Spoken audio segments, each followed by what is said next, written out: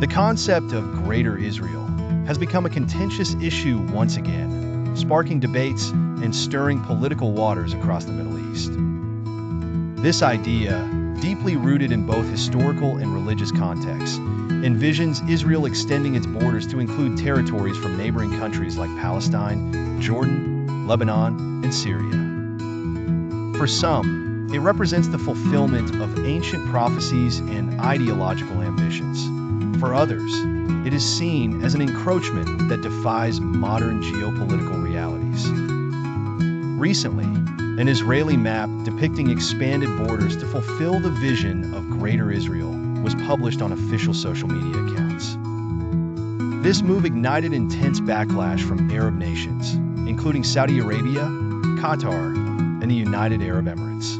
These countries have denounced the map as a direct violation of international legitimacy resolutions and a severe threat to the peace and stability of the region. In a united front, they have called on the international community to pressure Israel to respect international laws and refrain from any expansionist dreams that could derail efforts towards a two-state solution. This controversy has exacerbated existing regional tensions. It seems to challenge recent, albeit fragile, diplomatic advancements, such as the Abraham Accords. These accords have been instrumental in normalizing relations and encouraging cooperation between Israel and several Arab states.